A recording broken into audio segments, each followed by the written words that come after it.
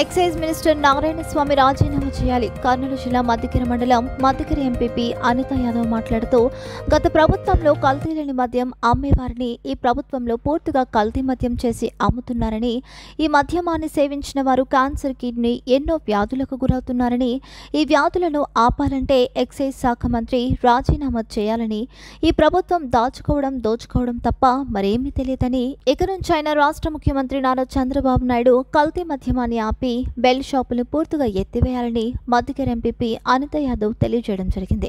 ఈ కార్యక్రమంలో Maddikera sarpanch Suhasini, Pattikonda ZPTC Urukundamma, Maddikera MPTC జ్యోతిలత తదితరులు పాల్గొనడం జరిగింది.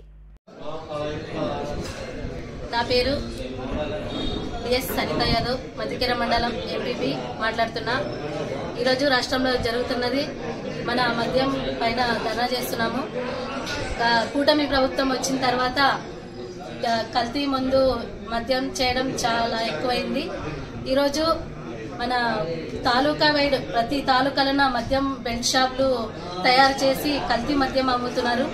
అలాగే ప్రతి ఇంకా గ్రామాలకు వస్తే ప్రతి వీధిలోనూ మందు షాపులు పెట్టకుండా కల్తీ మద్యం అమ్ముకుండా ప్రజల్ని అనారోగ్యానికి గురి చేసి ఈరోజు ప్రజలు ఏం ఇబ్బందులు పడుతున్నారంటే లివర్ డ్యామేజ్ కావడము, క్యాన్సర్ కావడము, అలాగే కిడ్నీ ప్రాబ్లమ్స్, ఇలా ఎన్నెన్నో ప్రాబ్లమ్స్ ఎదుర్కొంటున్నారు. ఇవన్నీ ఆపాలంటే మన ఎక్స్ మినిస్టర్ గారు ఖచ్చితంగా ఈరోజు రాజీనామా చేయాలి. అలాగే మన ప్రజల కోసం ఎంత దూరమైనా వెళ్తాము, మన పార్టీ నాయకులు ఏ అన్యాయం జరిగినా ఎదుర్కొంటామని ఈ వేదిక సమావేశం ద్వారా తెలియజేస్తున్నాము. మా వైఎస్ఆర్ పార్టీ కార్యకర్తలు ప్రతి ఒక్కరూ ప్రజలకి అండగా నిలబడతాము.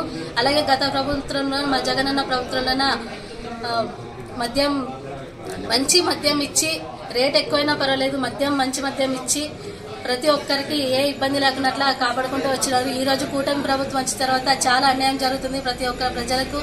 ఈ మద్యం అనేదే కాదు, ప్రతి ఒక్క విషయంలోనూ అన్యాయం జరుగుతుంది. ఇవన్నీ ప్రభుత్వం వెంటనే ఆపేయాలి, ప్రతి ఒక్కరికి న్యాయం జరపాలని ప్రతి ఒక్కరిని కోరుకుంటూ కూటమి ప్రభుత్వం ఒక్కటే చెబుతున్నాము.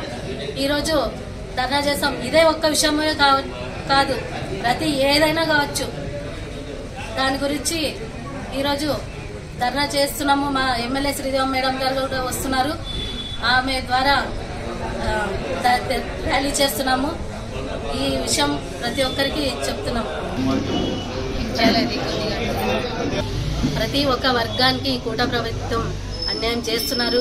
దాన్ని వ్యతిరేకిస్తూ ఈరోజు మా వైఎస్ఆర్ పార్టీ కార్యకర్తలు అందరూ కలిసి, మన మాజీ ఎమ్మెల్యే మేడం గారు అందరూ కలిసి, పార్టీ కార్యకర్తలు, ప్రజాప్రతినిధులు అందరూ కలిసి ఈరోజు ర్యాలీ నిర్వహిస్తున్నాము.